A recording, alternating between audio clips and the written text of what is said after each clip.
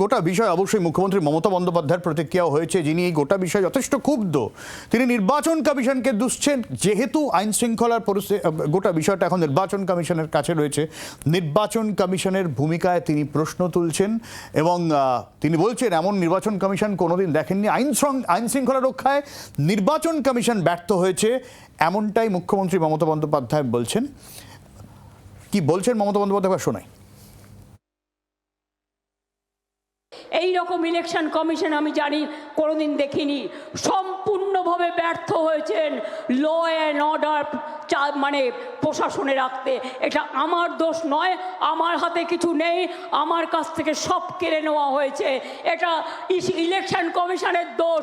তার কারণ তারা নিজেদের লোক বসিয়ে কন্ট্রোল করতে পারেনি, জাজেদের প্রোটেকশন দিতে পারেনি। এটা আমি তাদের নিন্দে করি।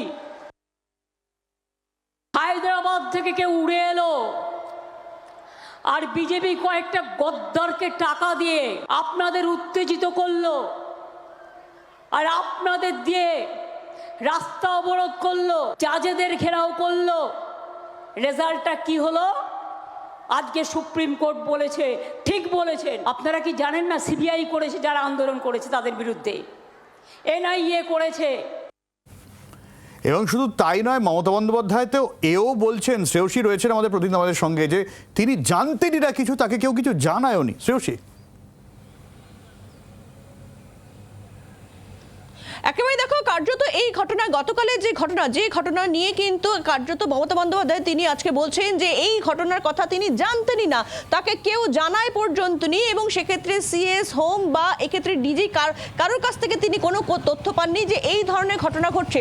তবে এই ঘটনার ক্ষেত্রে সঙ্গে তৃণমূল কংগ্রেস কোনোভাবে কিন্তু যুক্ত নয়, এমনটাই তিনি দাবি করছেন।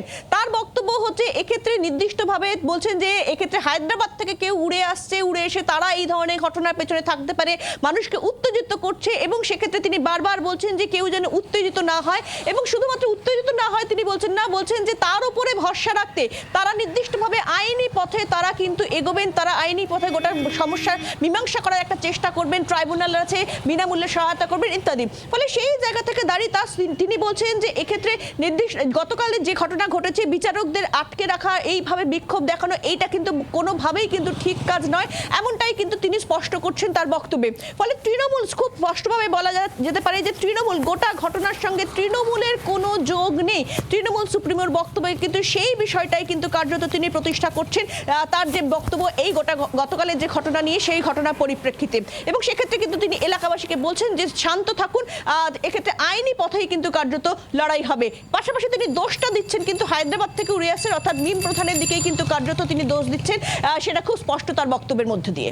অনেক ধন্যবাদ শ্রেয়সী। আর সুকান্ত মজুমদার, বিজেপির তরফ থেকেও পাল্টা সুর চড়ানো হয়েছে মুখ্যমন্ত্রী মমতা বন্দ্যোপাধ্যায়ের বিরুদ্ধে, শোনাই।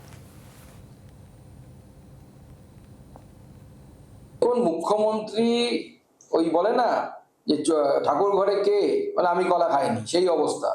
পরিকল্পনা মুখ্যমন্ত্রী চাইছেন যে রাজ্যের কোনো একটি জায়গায় একটু গুলি চলুক, ঠিক শীতলকুচির মতো অবস্থা তৈরি হোক, বিশেষ করে মুসলিম সংখ্যালঘু এলাকায়। তাহলে পরে ওনার ভোটটা কনসলিডেট হবে, যেটা 21 সালে হয়েছিল। মুখ্যমন্ত্রী মুসলিম ভোট নিয়ে চিন্তিত আছেন, কারণ মুসলিমরাও ঠিক করেছে এবার সবাই তৃণমূল কংগ্রেসকে ভোট দেবে না। বাংলার আওয়াজ, বাঙালির আবেগ, জি 24 ঘন্টা।